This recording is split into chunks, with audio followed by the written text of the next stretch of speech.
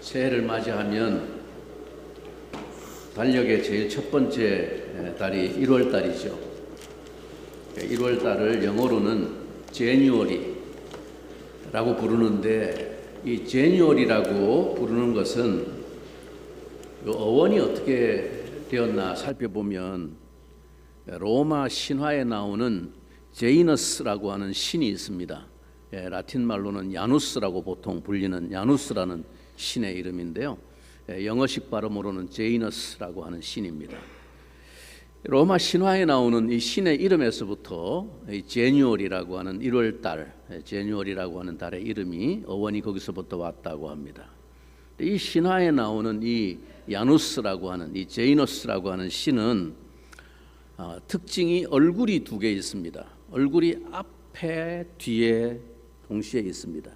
그래서 하나는 앞쪽을 바라보고 얼굴이 두 개이기 때문에 하나는 뒤쪽을 바라보는 그런 특이한 괴물 같은 신인데, 그래서 이 1월 달은 하나는 지난 해를 돌아보고 또 동시에 앞으로 1년을 전망하는 그런 달이 1월 달이기 때문에 그렇게 이름을 붙인 것 같습니다.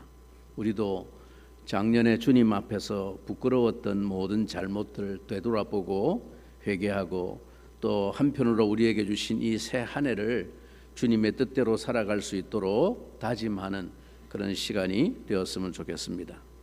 반성을 발판 삼아서 다시 표대를 향하여 주님의 부르심과 비전을 향해 달려가야 하겠습니다.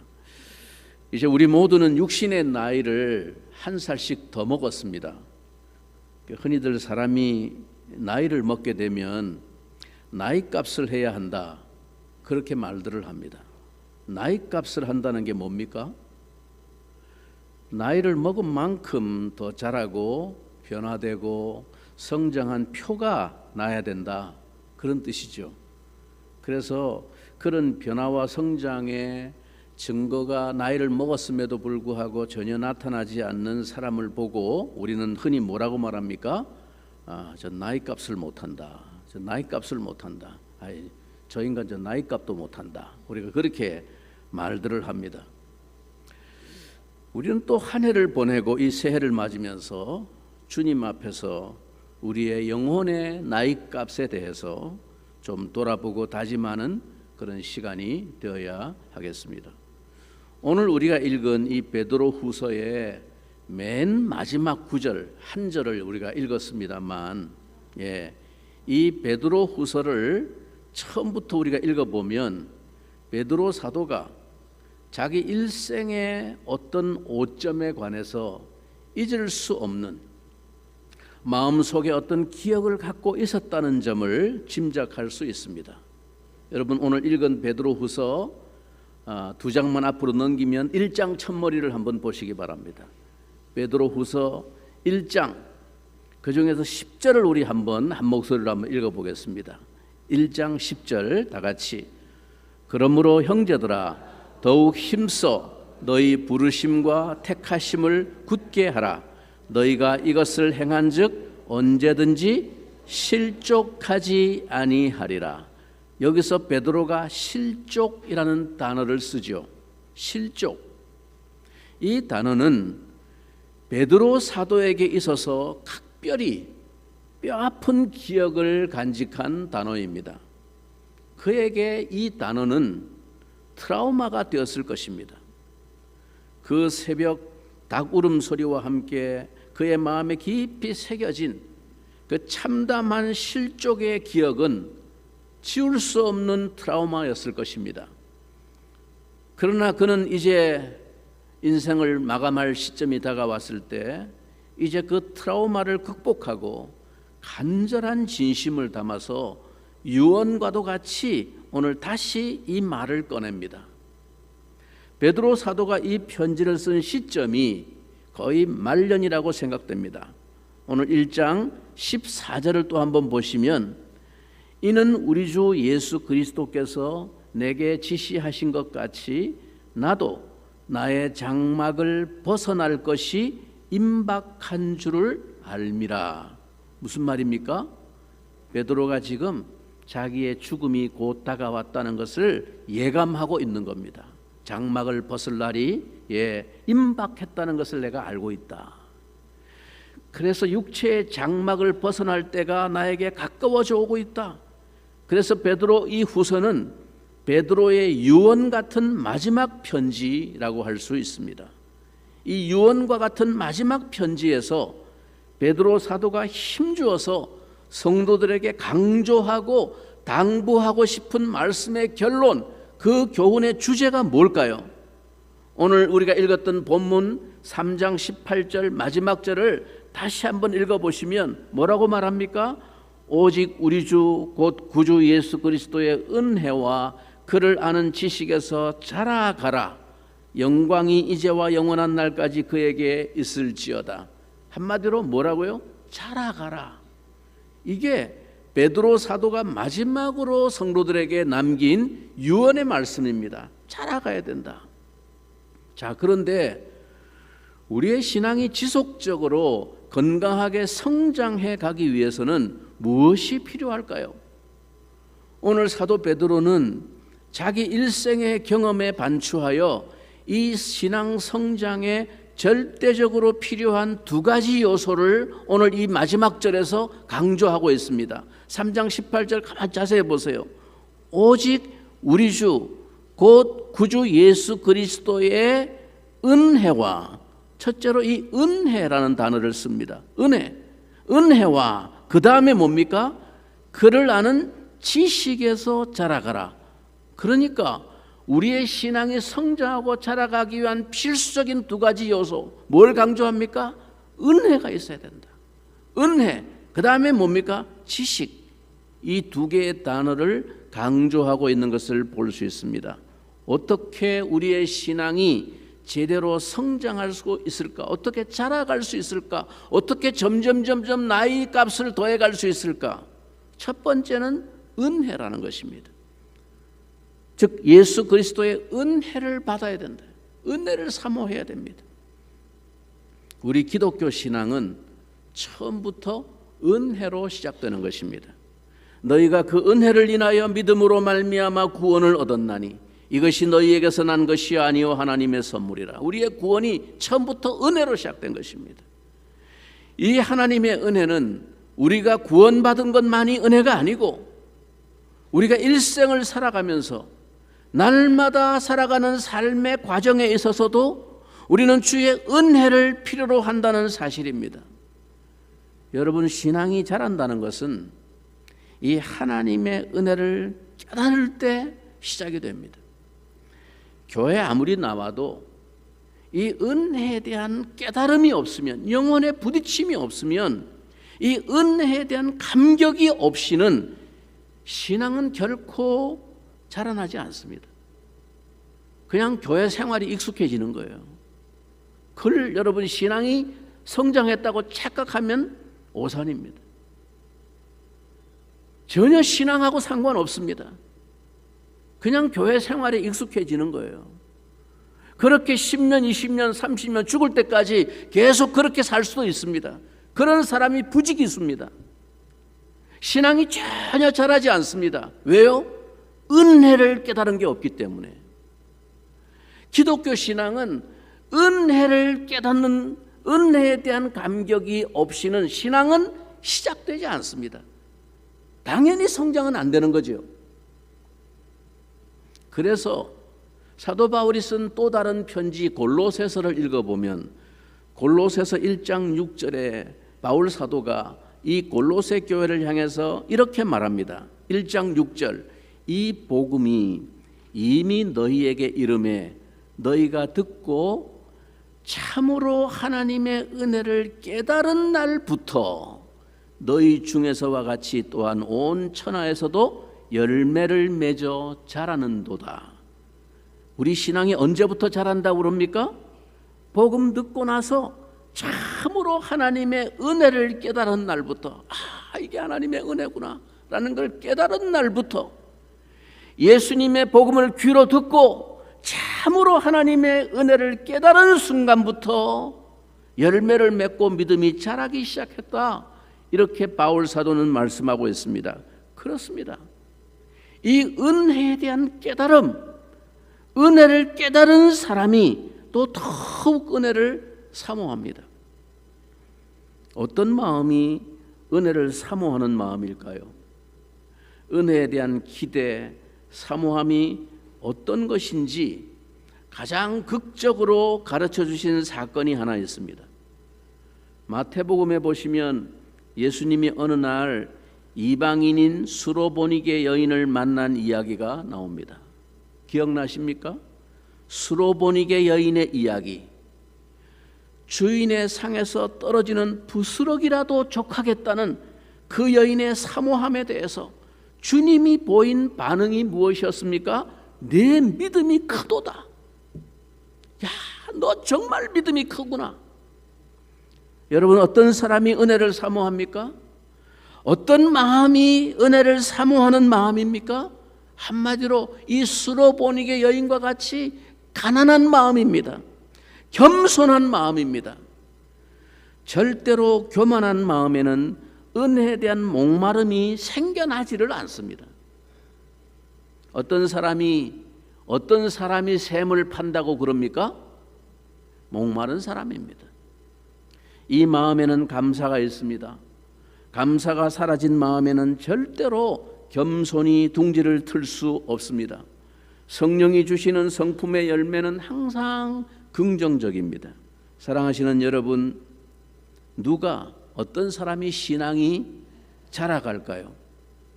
하나님의 은혜를 사모하는 마음에서 진정한 신앙의 성숙이 이루어질 수가 있다면 오늘 여러분 속에 이 목마름이 회복되기를 바랍니다. 그 다음 두 번째는 뭡니까? 어떤 사람이 신앙이 성장합니까? 은혜와 그 다음에 뭐라고 그랬습니까? 그를 아는 지식에서 자라거라. 두 번째, 지식입니다. 그래서 우리 신앙이 자라가려면 예수 그리스도를 깊이 알아가야 합니다. 관계가 깊어지는 것은 서로를 알아가는 것과 비례하는 것입니다. 20년, 30년이 지나도 더 이상 전혀 그 관계가 진전되지 않습니다. 그냥 오랜 습관에 따라서 신앙생활하고 있는 것뿐입니다. 전혀 더 달라지는 것도 없고 변하는 것도 없어요. 하나도 자라지 않고 그대로입니다. 그런 사람은 반드시 한 가지 특징이 있습니다. 말씀에 대한 새로운 지식, 그 주님에 대한 새로운 지식에 욕구가 없어요. 그런 사람 특징이 딱 있습니다. 말씀에 대한 욕구가 없어요. 막 그만하면 신앙의 관록을 가지고 자기는 알 만큼 다 안다고 생각해요. 이런 사람이 가장 힘든 사람입니다. 여러분, 어떤 사람이 가장 대화하기가 어렵고 변화가 어려운지 아십니까? 소위 선무당 같은 사람입니다. 선무당이 제일 변화가 어려운 사람이에요. 좀 알기 때문에. 그런데 선무당이 뭐 한다고 그래요? 선무당이 사람 잡는다고 그래요. 왜요?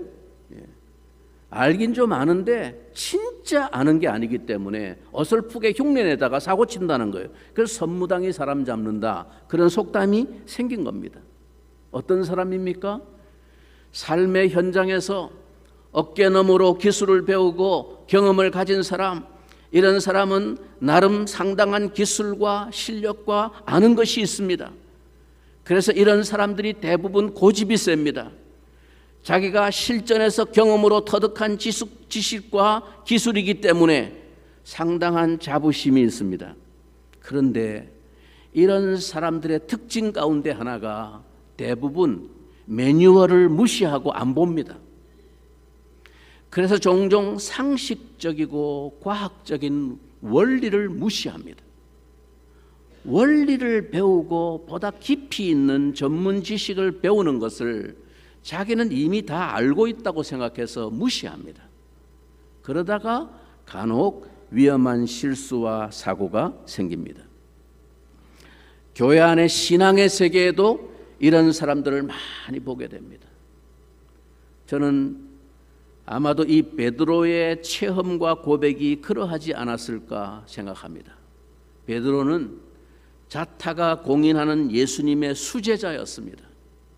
그러니까 다른 제자들 앞에서 아마 어깨에 힘을 주었을 겁니다. 어느 날 예수님이 사람들이 나를 누구라고 하느냐 물으시고는 너희는 나를 누구라고 하느냐 질문하셨을 때 베드로가 그 유명한 정답을 맞추고 주님으로부터 최고의 칭찬을 받았습니다. 그래서 자기가 예수님을 제일 잘한다고 생각했어요. 그러나 제자들 가운데서 주님을 가장 격렬하게 부인하고 저주했던 사람도 바로 베드로였다는 사실을 우리는 어떻게 이해할 수 있습니까? 가장 주님을 잘한다고 자타가 공인하고 자부했던 사람이 가장 극렬하게 주님을 저주하고 부인했던 사람이 바로 그 사람이었습니다. 그가 정말로 예수님을 알았을까요? 베드로가 진정으로 예수님을 좀 더 깊이 알았더라면 도망 다닐 필요가 없었는데 그걸 나중에 베드로가 깨닫습니다. 그리고 나서 이 베드로 후서를 쓰면서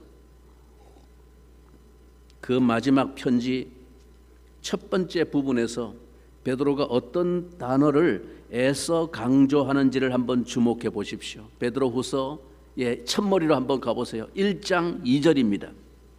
1장 2절 우리 한 목소리를 한번 읽어볼까요? 하나님과 우리 주 예수를 알므로 은혜와 평강이 너희에게 더욱 많을지어다. 자, 베드로가 계속 강조하는 게 뭡니까? 주님을 알아야 된다. 주님을 알므로 너희에게 은혜와 평강이 넘치기를 바란다는 거예요. 어떤 단어가 강조됩니까? 하나님을 알아야 된다. 주님을 알아야 된다. 알므로 은혜와 평강이 너희에게 더욱 많을지어다. 계속 읽어보시면 1장 8절 한번 보십시오. 이런 것이 너희에게 있어 흡족한 즉 너희로 우리 주 예수 그리스도를 알기에 게으르지 않고 열매 없는 자가 되지 않게 하려니와. 여러분은 정말 열매 맺는 신앙이 되려면 예수님을 알기에 게으르지 말아야 합니다.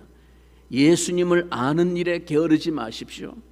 예수님을 부지런히 계속 깊이 알아가십시오. 베드로가 힘써서 무슨 단어를 강조합니까? 알아야 된다. 알아야 된다. 좀 알고 믿어야 된다는 거예요. 그냥 남들 보고 흉내 내듯이 그냥 교회 생활만 익숙해진다고 신앙이 자라는 게 아니고 예수님을 좀 알아야 된다는 거예요. 알아야 믿음이 깊어진다는 겁니다.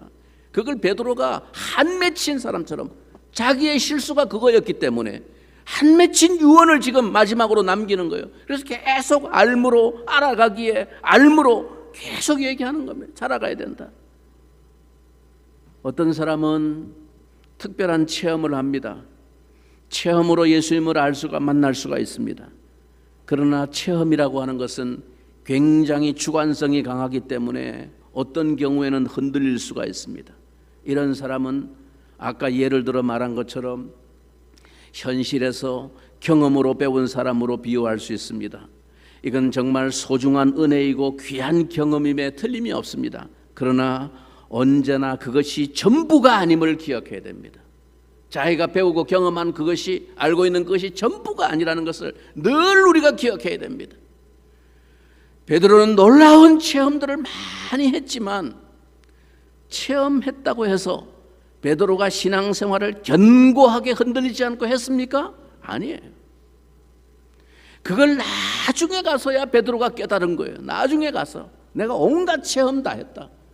희한한 경험, 기적을 그만큼 많이 본 사람이 어디 있어요? 예수님 제일 가까이 따라다니면서. 근데 그게 자기 신앙인 줄 알았어요. 근데 아니라는 거예요. 나중에 가서 베드로가 그걸 깨달았습니다. 체험보다 더 중요한 것은 말씀입니다.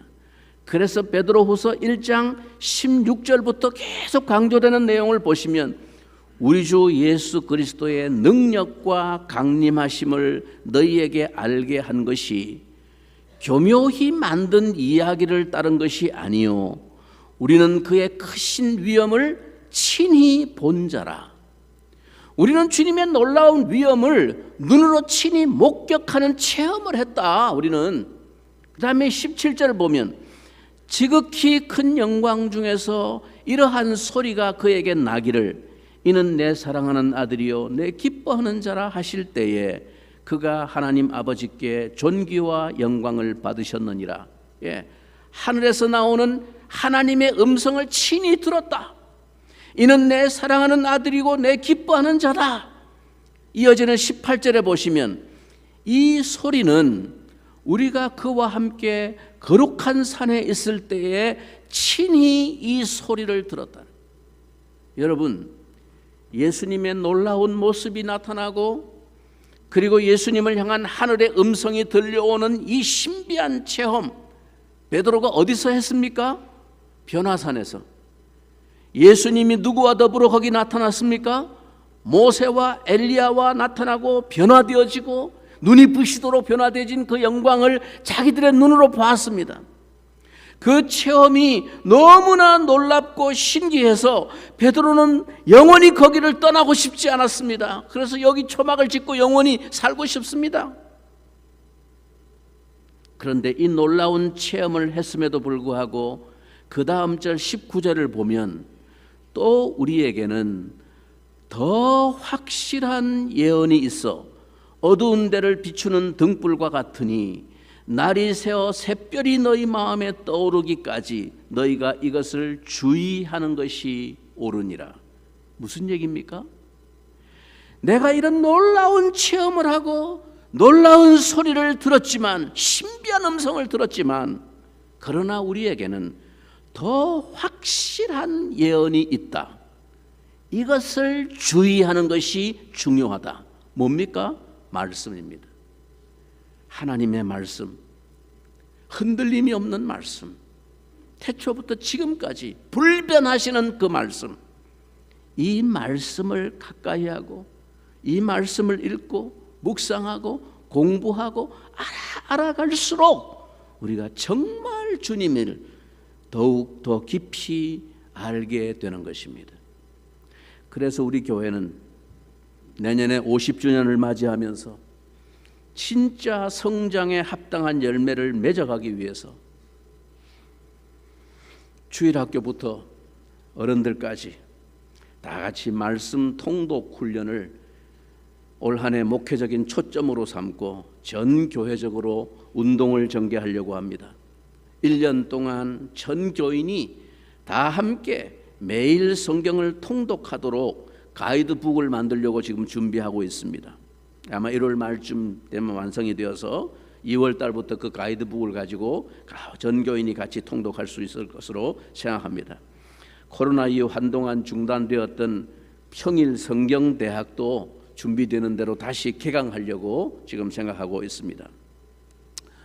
여러분, 성경 통독을 그동안 자원에서 해오신 분들, 꾸준히 해오신 분들도 여러 사람 있는 것으로 알고 있습니다. 귀한 일입니다. 그런데 올해 우리 당회에서도 장로님들도 그런 말씀을 하셨고 우리 목회자들도 그런 의논을 마침 똑같은 고민과 의논을 하던 중에 전 교인이 다 뭐 그냥 자원하는 몇 사람만 하는 것이 아니라 전 교인들이, 특별히 직분자들은 성경을 통독하고 주님을 알아가는 일에 모범이 되어지고 앞장서서 이 일을 할 수 있도록, 여러분이 과도한 부담을 느끼지 않도록 매일 조금씩 읽어갈 수 있도록 가이드북을 만들어서, 그 가이드북이 책이 나올 때까지는 일단 오늘 주보 받아보신 분들 보시겠지만 주보 속지에다가 월화수목금 이렇게 토요일과 주일은 통독을 쉽니다. 주일날 또 예배를 드리고 하기 때문에 그렇게 일주일치씩 그 분량대로 읽어갈 수 있도록 간단하게 말씀의 분량과 요점을 정리해서 함께 나누려고 생각합니다. 목마름을 가지고 거룩한 사모함과 기대를 가지고 어찌하든지 말씀을 더 공부하려고 알아가려고 애써 보십시오. 기회가 주어질 때마다 열심히 참석해 보십시오. 말씀을 가까이 하고 성경을 가까이 하십시오. 그럴 때 주님을 알아가는 놀라운 일들이 여러분의 인생에 생길 것입니다. 내년에는 재직들, 직분자들이 먼저 이 일에 본을 보이시기를 바랍니다. 여러분이 먼저 자라가는 성장의 열매가 나타나야 됩니다. 바울이 교회 일꾼들에게 너의 진보를 모든 사람 앞에 나타나게 하라라고 강조하고 있지 않습니까? 그래야 교회의 영적 권위와 질서가 세워질 수 있습니다. 직분의 차이가 뭡니까? 직분은 렛대로를 붙이는 게 아닙니다. 직분은 영적 권위입니다. 교회는 영적 공동체입니다. 어떤 직분을 맡았더라도 영적 권위가 나타나지 않으면 소용없는 겁니다. 의미 없는 겁니다. 영적 권위가 어디서부터 나타납니까? 가장 기본적인 말씀을 가까이 하고 경건 생활을 애쓰는 그 모습부터 본이 되어야 됩니다. 신앙의 연수나 관록이 자동적으로 영적 권위가 되지 않습니다. 또 하나 우리가 주님을 진정으로 알아가는 방편이 뭡니까? 그 하나는 기도함으로 주님을 알 수 있습니다. 모든 인간관계가 사실 이 대화가 중요합니다. 대화 없이 서로의 관계가 성숙하고 자라기를 기대할 수 없습니다. 깊이 있는 대화, 마음을 털어놓을 수 있는 대화, 마음속의 고통이나 아픔까지도 털어놓고 대화를 하면 그 사람하고는 깊은 지식을 서로 가지게 됩니다. 그 사람을 이해하게 됩니다. 서로에 대한 알미 정말로 깊어질 때 그 관계 속에 자라감이 있습니다. 성장이 있습니다. 서로에 대한 알아감이 깊을수록 그만큼 그 관계는 성숙해지는 것입니다. 그것이 자라간다는 것입니다. 그런 면에서 이 대화에 비견할 수 있는 것이 기도입니다. 주님 앞에서 나의 생각을 주장하고 나의 아집을 내세우고 내 욕망을 설득하려고 하지 말아야 합니다. 조용히 그분의 이야기를 경청하십시오. 이때 우리는 비로소 주님을 진정으로 아는 것에서 자라기 시작합니다. 말씀을 통해서 알게 된 그 주님에 대한 놀라운 지식이 내 속에 내면화되어지고 인격화되어지고 체험적인 확신이 되는 통로가 뭐냐? 그게 기도입니다. 어떤 사람에게 얼마나 큰 실수와 허물이 있고 얼마나 엄청난 결함과 단점과 부족함이 있느냐 하는 것은 그 자체로서는 전혀 사실 문제 삼을 것이 되지 못합니다. 이것이 신자에게 있어서 평가의 다른 차이점입니다. 세상과의 차이점입니다. 세상에서는 우리의 허물과 실수, 약점이 치명적입니다. 한 번 실수로 다시는 그 인생이 회복의 기회를 얻지 못하고 인정받지 못한 채 끝나버리는 그런 냉혹한 현실을 우리는 얼마든지 볼 수 있습니다. 한 번 찍히면 그냥 끝입니다. 그러나 복음은 인생을 그렇게 평가하지 않습니다. 주님은 우리에게 그것을 중요하게 따지지 않습니다. 실수로 친다면 베드로만큼 큰 실수를 한 사람이 어디 있습니까? 그러나 주님이 디베랴 바닷가에 부활하신 후에 다시 찾아와 가지고 베드로를 불러서 한 말이 뭡니까? 너 그때 왜 그랬냐? 너 임마 평소에 내가 기도하라 그랬지. 에? 그렇게 뺀질거리고 네 자신 믿고 설치더니 그거 봐라 임마. 그렇잖아. 이렇게 따지지 않았어요. 다 덮었습니다. 그가 주님을 향해서 진심으로 돌이키고 있는 마음을 주님이 아셨습니다. 너 나를 사랑하느냐? 내 양을 먹이라. 내가 맡긴 양을 편함없이 그 일을 네가 감당해라. 여러분 이것이 신앙의 다른 차원입니다. 베드로가 얼마나 실수와 허물이 많은 사람인지 우리는 익히 알고 있습니다. 특히 그의 성급하고 흥분자라는 인간적인 그 성격은 늘 시한폭탄처럼 조마조마한 긴장을 야기시키는 커다란 인생의 문제점이었습니다. 성경에 기록된 커다란 실수만 해도 수차례 되었고 급기야는 인생 최대의 실수를 저지르는 돌이키기 어려운 오점과 후회를 남겼습니다. 그러나 주님은 베드로의 생애를 그것으로 평가하시지 않았습니다.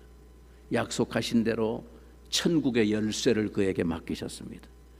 교회의 초석이 되게 하셨습니다. 초대교회 그는 모든 성도들의 정신적인 지주요 아버지였습니다. 그는 예수님의 사도로서 손색 없는 쓰임을 받았습니다. 주님은 기꺼이 당신의 양무리를 그에게 맡겼습니다. 내 양을 먹이라, 내 양을 치라, 내 양을 먹이라. 여러분 무엇이 그를 이토록 주님께 쓰임받는 인생이 되게 만든 비결이었습니까? 물론 전적인 하나님의 은혜였던 것이 사실입니다. 그러나 그의 생애에서 은혜가 은혜될 수 있었던 비결이 무엇이었을까 하는 점을 우리는 심도 있게 헤아려 보아야 합니다. 하나님은 만인에게 은혜를 베푸시지만 왜 어떤 인생은 은혜를 받아 열매를 맺고 또 어떤 인생은 그 은혜를 그냥 뭉개버리고 마는 것일까? 그게 단순히 어떤 사람에게는 하나님이 은혜를 안 주셨기 때문이다, 그렇게 말할 수 있나요? 저 사람 하나님이 은혜를 안 주셔서 그렇다, 이렇게 말할 수 있나요? 아닙니다. 하나님은 만인에게 당신의 은혜 베푸시기를 기뻐하시는 분입니다. 자신의 책임을 회피하는 구실일 뿐입니다. 여러분, 야곱을 보십시오. 그 속에 있는 모든 인간적인 때국물이 다 빠질 때까지 하나님은 그를 포기하지 않고 그를 정화시킵니다. 그의 인간적인 약삭빠름과 영특함과 기민함, 그의 처세와 허세, 간교하리만치 재빠른 생존 본능, 사자처럼 웅크리고 있는 그의 성공에 대한 야망과 집착, 늘 하나님을 말하면서도 그 마음 깊은 곳에는 언제나 이런 것들이 쉴 새 없이 돌아가고 작용하고 있었습니다. 여러분, 그에게 은혜의 체험이 없었습니까? 그가 하나님을 만난 적이 없었습니까? 아닙니다. 그는 일찍이 하나님의 언약에 대한 믿음이 있었고 그 언약에 대한 사모함이 있었습니다. 그랬기에 그는 속임수를 써서라도 그 축복의 언약을 가로채고 싶었던 것입니다. 그리고 그러한 야곱을 하나님은 만나 주셨습니다. 내치지 않고 만나 주셨습니다. 그리고 그 약속을 확인시켜 주셨습니다. 그러나 여러분, 우리가 야곱의 생애에서 보게 되는 것은 무엇입니까? 그에게 어떤 변화가 있었습니까? 어떤 성장과 자라감이 있었습니까? 그는 너무도 오랜 세월 그의 많은 인간적인 문제점들을 그대로 지닌 채 달라지지 않고 있었습니다. 노친내가 될 때까지 달라지지 않았어요. 똑같았습니다. 하는 일이. 삶의 스타일이 언제나 머리 굴리고, 언제나 자기 머리 의지하면서, 자기 수완을 의지하면서 언제나 그렇게 살았어요. 숱한 하나님의 약속을 듣고 은혜를 체험했는데도 불구하고 하나도 달라지지 않았습니다. 여러분, 하나님의 은혜가 주어지지 않았기 때문에 그가 안 달라졌습니까? 그런데 그런 야곱이 언제 달라지기 시작합니까? 진정으로 그 인생의 영적인 전환점이 언제 일어났습니까? 바로 자기 자신에 대해서 통곡하게 되었을 때입니다. 그것이 바로 야복강 사건입니다. 야곱이 이스라엘로 변화되어지는 사건입니다. 시몬이 베드로가 되는 사건처럼 말입니다. 이처럼 자기 실상을 직시하고 인정하는 진정한 고통이 없이는 그는 한 발짝도 앞으로 나아가지를 않습니다. 언제나 그 자리를 그냥 맴돌고 있습니다. 오늘 여러분에게 먼저 이 고통, 자신의 실상을 직시하는 데서부터 오는 이 영혼의 고통이 있기를 바랍니다. 여러분, 중요한 것은 우리에게 이 변화가 있느냐, 이 자라감이 있느냐 하는 것입니다. 실수가 있고 허물이 있고 결함이 있고 부족함이 있는 것 자체는 주님이 문제 삼지 않습니다. 그러나 그 속에서 자라감이 없고 변화가 없는 것이 진짜 문제인 것입니다. 문제는 진정으로 자기의 실상에 대해서 그것 때문에 고통하고 통곡하고 괴로워하며 주님의 은혜를 구하고 씨름하는가 하는 것입니다. 그것이 없이는 자라감의 출발이 없습니다. 지난 한 해를 돌아보면서 그리고 이제 다시 새해를 맞이하면서 그 갈망, 그 사모함이 여러분에게 있기를 바랍니다. 그래서 새해에는 진정으로 우리 모두가 50년 된 나무에 잎만 무성한 고목나무가 아니라 성장과 변화의 열매가 분명하게 드러나기를 우리 주님의 이름으로 축원합니다. 우리 같이 한번 말씀의 교훈을 마음에 품고 잠시 한번 우리 자신을 돌아보며 함께 동성으로 잠시 기도하겠습니다.